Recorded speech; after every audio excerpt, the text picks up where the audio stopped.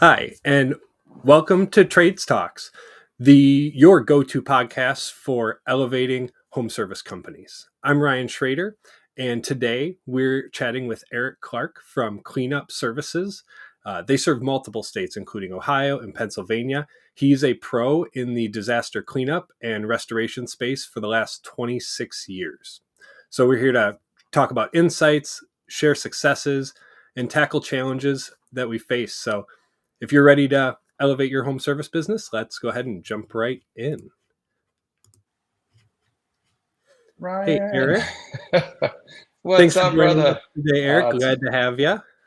a real pleasure to be here. I've seen you online. I've seen your company. It's awesome to be on your podcast. Thanks for the invitation. Absolutely. We're glad to have you here. So, yeah, I'm going to jump right in because like I said, you're the star of the show. We're really here to learn from you and your experiences. So, like I said, you've been a pro in this industry for about 26 years. Tell us a little bit about how you got started in your current business and, you just Ooh, what motivated you to do that. so got started. So we're going back to 1998 for me to talk about getting started. I was 23 years old.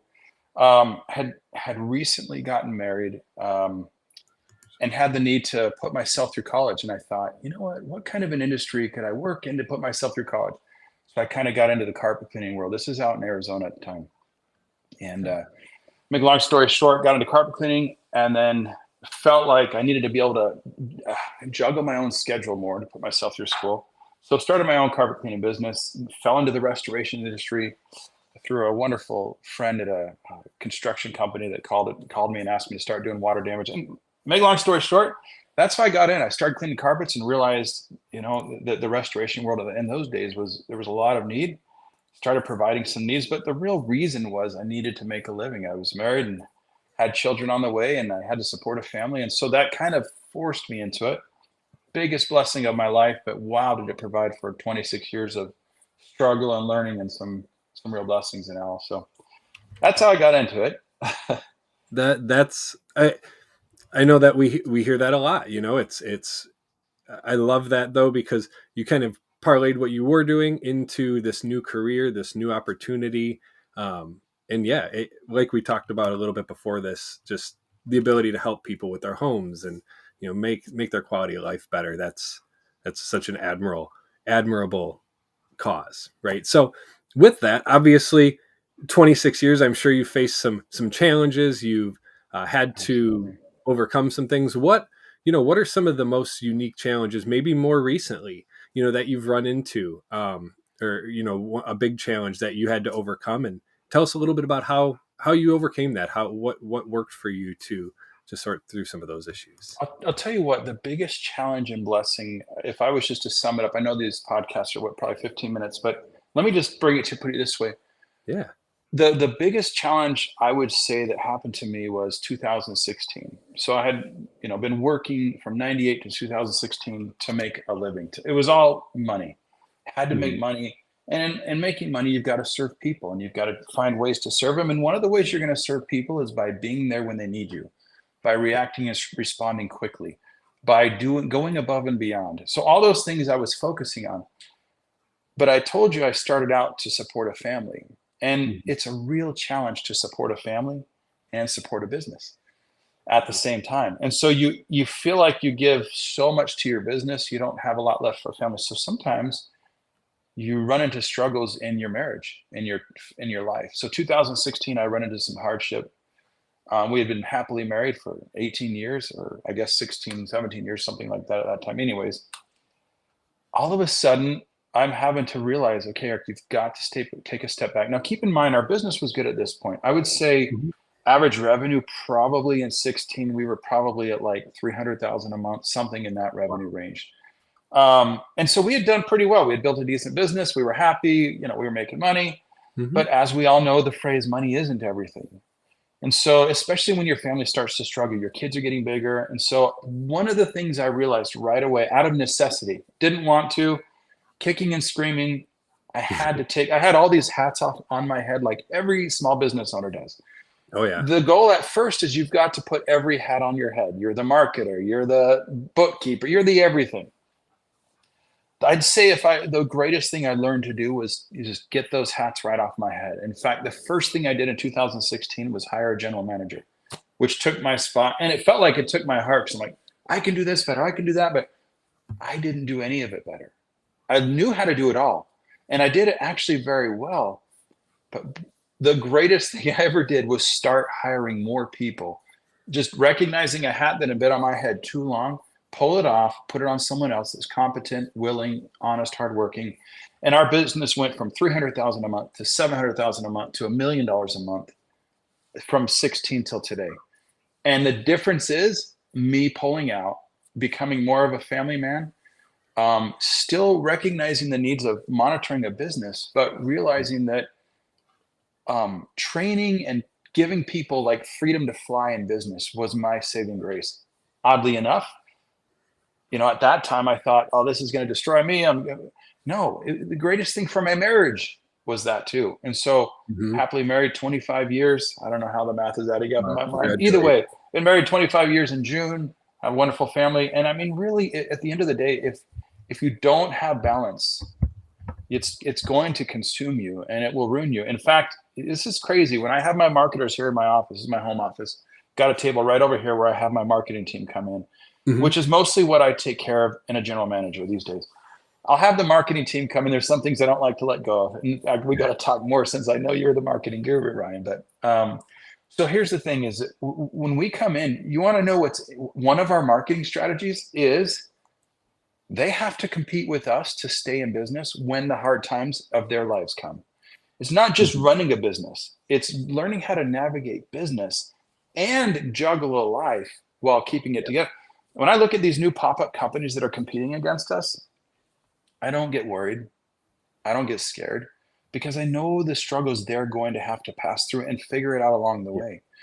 It's not easy. And unless you can learn balance and stay grounded personally, I don't think you can make it in this business very long. Well, I know people can pop up. I've got people I know very closely that have popped up. They've made great money, but they quickly within years, there's a reason that people say it's hard to stay in business over 5 years. It is because you lose your soul, it's not money that you necessarily can't make. We can all make money. It's can you make money and hold your life together at the same time? That was way long-winded, but I would say if there's a challenge I would warn everybody against, I would say get grounded. Whether it's your belief in God, your belief in family, your belief in whatever it is, but be grounded outside of business so that when you make that money, it doesn't ruin your soul. You can build a family or build a life that stays, that doesn't fall apart when the success comes. So, and you don't give too much of your life to it, or else you mess yourself up mentally. And I've been down all these roads. I mean, there's a reason I can sit and talk confidently about this, as I've seen it in my own life. So there you go. Challenge number one to overcome is get grounded and stay grounded and learn to make money. Get the hats off your head. And everyone's going to say, any businessman that's been in business longer than 5-10 years is going to come on here and say, I wore too many hats for too many years. And whether it's a marital struggle that forces you to do it. In fact, here's what happened. I'm like frantically looking. So this is 2016. I'm frantically looking for a general manager. I'm like, I've got to get this hat off my head. Who did I go to? I had the best banker for 8 years. He was awesome. He was trustworthy. And he knew our business. He knew our financials. Yep. So I called him and said, okay, crazy question. Would you ever be interested in like jumping ship from the banking world? He has a master's degree in business and join our company. He's like, absolutely. And he's been our general manager. And truthfully, so here's somebody that really has a degree. By the way, I never finished my college degree. Dang it. I wanted to, and I kept saying, I'm going to finish it. My children are in college, but truthfully, I did. I put so much time into business to build that I did sacrifice it. That was either way. Yeah. So I'd say, it really was. And it was the hard knocks. But here's the great thing. So I hired a great general manager, and his expertise and his schooling with our background and the business that we had given a good foundation and let them spread his wings, all of a sudden we hit $1 million a month. And it's not, we do that a couple times a year in a good month, but average 700,000-800,000 is every month. So that's a decent business for where we're at with the population we deal with. Anyways, okay, there's got to be a next question. I know I just sucked up the whole podcast and all that. You've definitely kind of worked through some of them. So I was going to ask you, what strategies have been the most effective, and what. Yeah. And what the other one I wanted to ask you is a piece of advice that you'd offer yourself if you were starting back out. But it sounds like I'd maybe like to dig into this idea of figuring out how to take those hats off your head. What did you Yeah. do to identify? What are those things? What are those tasks? What are those things I'm doing every day that I need to let somebody else do? Can you tell us a little bit Yeah. about, how you made that Well, determination, maybe where to start in terms of who to hire, or what kind of position to hire for? yeah. So you have to realize, to me, the most important things of a business that'll get you in trouble first was dollars and cents. Where's the Hmm. money going? Are the taxes being paid? So to me, like, I didn't mind doing the work, but some of the stuff I knew I needed was bookkeepers. So I found a really good bookkeeper that kind of acted as a CPA until we hired a separate CPA. Now they kind of put the stamp of approval. But first thing for me was like, every year there was this hanging stress about bookkeeping. So I did things that, like, I knew needed to be done frequently, and I Hmm. knew that it was like too much for me to handle. So those are the areas I didn't mind being the general manager slash owner slash marketer slash worker. That wasn't so much the problem, but all the peripheral stuff of following up. Obviously getting a really strong office was, so to me, my priorities were a strong office and a good bookkeeper. And when the office got set, then it was time to hire the general manager, who then started. That's the best thing that a general manager did, was we took more time hiring good people more frequently, where I would be like, oh my gosh, I need 2 employees quick. Somebody just moved and somebody just is getting married and now I'm down 2. And then I would start hiring. This guy's already got people in and flowing through our company and figuring out. So Hmm. I would say, I don't know that I answered your question, but I think bookkeeping to me was important, and a strong office. So like, get one strong office person that becomes 2. In fact, I encouraged that office person to start hiring their own help. And that worked out pretty good. So that's what I did. I don't know that I would do everything the same now, but at that time I felt like it was the best thing. But if I could go back and start over, what would I do? Ooh, I was pretty willy-nilly in the world of marketing, to be honest. Ryan, this is probably music to your ears. Like, I didn't know, like, I knew how to do the work, but marketing, if I could go back, I would spend a lot less money on marketing. No, I would be more focused with my money. I mean, I was Yeah. doing yellow page ads for 7,000 a month. I was doing, missing child cards. I was doing billboards. I was doing radio. I was just like throwing money everywhere because I needed work and I didn't know which one would work. I Yeah. would find a good person like yourself or somebody that I trusted, um, and I would start there. And so, obviously, word of mouth. Hmm. People that know, like, and trust your company are going to refer you. So we spend a lot of time getting known, liked, and trusted by our clients. We aren't the in and out quick company. When I went in, we're your friends. We care about you, and then in turn they care about us and they refer us. So Yeah. I would spend more focused time and money on marketing, because you've got to stay in marketing. And then you need to build deep relationships with clients. I tried it, not so much caring, because you're just a client and the next one's come. And I Hmm. realized you're just always spending money trying to get the next client. So anyways, gosh, I probably went on too much. Anything else? No. I And, keep I keep sucking up all the time. So I think that's great advice, because I talk to a lot of home service business owners, and I'd say one of the things that I hear a lot, or is just not really having an idea of how all those different things, like you mentioned, like my billboards and my Yelp ads and yeah, my yeah, referrals, and how all these things really work together. So that makes a lot of sense. Yeah, really having a cohesive strategy of like, all right, if I'm going to spend money on billboards, how is that really helping me? Because correct. I there's a lot of people I talk to. They spend money on billboards. We know the first thing that somebody's going to do when they see that billboard is type that name in, type the name of your company in online. And if they don't find you, that Yeah, billboard.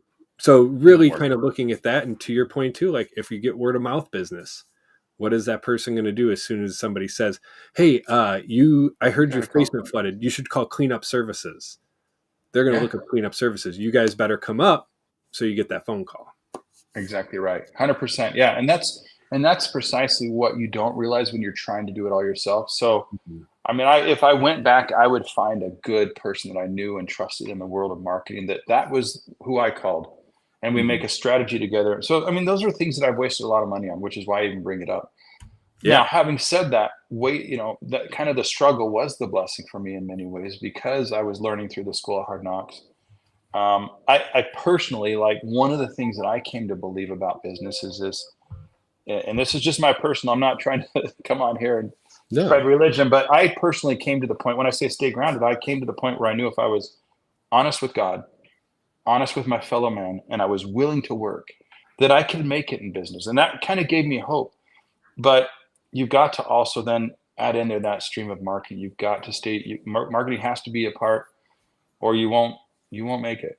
So if your phone Hmm. doesn't ring. So anyways, yeah, you're right. So don't Hmm. be willy-nilly like I did. I threw a lot of money doing a lot of things, and it was just a lack of knowledge. Now I don't. People can call me now and they say, "Oh my gosh, we've got this great offer." I'm like, not interested. And it's not always. I mean, there's some things I do say yes to, but for the most part, I mean, I would say on average right now in marketing, geez, we probably spend 30 to 50,000 a month, something like that, maybe. Gotcha. I Yep. don't see the exact dollars and cents on that, but it's pretty consistent. We know what we're doing with our money. Hmm. Um, there you go. It's got to That's be part probably of an the idea. plan to that Yeah, point. yeah, So yeah, yeah. yeah, It's planned out. I'm not just throwing it at exactly. anything that sounds like it might get the phone to ring a little bit. Yeah. I So think yeah, regardless of what industry people are in, being in marketing and having worked with a lot of different kinds of companies over the years, that's definitely a very a common thing across any industry, any yeah, company. Is just, yeah, when you're starting out, trying to figure out what's going to work. We're always kind of, okay, maybe this will work better, and jumping to that next thing. Whereas, if we sit down, kind of plan it out, and really just kind of really construct that path, yeah. then execute it, that's definitely a very effective practice. So awesome. Well, you've definitely answered a lot of questions that I had, that I didn't even have to ask. So I think that's even better because we just get to learn from you and your expertise. Is there, as we kind of wrap up here, is there anything else you'd like to share? Anything else that if you met another business owner, another restoration owner getting started, that you'd be like, you got to know this? Geez. Well, I kind of think I'll give you a quick story and we'll be done. And I think this would answer just because this is me. A quick story. So my very first client, I just start my own little carpet cleaning business, and one of the things I had said I'm going to do is I'm going to be honest. The very first client that called me, I go out and I thought, I need to make money and I need it today. And so I wasn't dishonest, but I wasn't as ethical as I think I should. Well, I wasn't as ethical as I should have been. My very first client. And I claim to be an ethical. I teach my children to be honest. In fact, one of my favorite sayings in our company and in my home is, the measure of a man is what he does when no one's looking. Mm-hmm. Well, this particular first job ever, I went out and I remember calling the guy who was a realtor. It was an empty house. And he's like, hey, this and that. And I said, well, it's going to be this price, knowing I was overcharging him. I was needed money. I left that job and it etched such a strong spot in me that I knew instantly, you've got to stand in business. If you don't stand for some values or ground Mm-hmm. yourself in something, you will be all over the place. And I left there and I felt horrible about my actions and horrible about breaking my new motto of what I was going to do in business. And it kind of calloused me to like not wanting to have that feeling again, and just realize. Mm-hmm. So I just tell everybody, business is more than just making money this month or next month. It's running a business for 10 and 20 years. It's seeing your employees buy new houses, buy cars, go on vacations. Like, all my Yeah. employees own homes. All these guys have good money. Not because, we made money this month. It's because we've made money for the last 20 years. And Mm-hmm. these people have worked for us I mean, I've got employees that she's had all four of her children working with us. Oh, Like, that's this so is cool. not like, it's not like we're just fly by night. So I would say from that little story, what I would tell people is, who are you? Ground yourself in something, be ethical, be honest, and you'll make it in business. Now, you're going to have to pray a lot. You're going to go through some struggles. You'll learn hard knocks, but I just think then obviously build a strong office, get a marketing, get someone to help Yep. you market, make a plan, budget your money, and just and roll it and stay in business. And don't get those hats off your head as soon as you can. Hire a good general manager as soon as you can that replaces you, and you will thank me for this podcast. Will save your business if one day somebody goes out there and quickly hires a general manager, and a good general manager, and they'll have all the time in the world they want. I mean, it's time is thankfully what I have a lot of these days.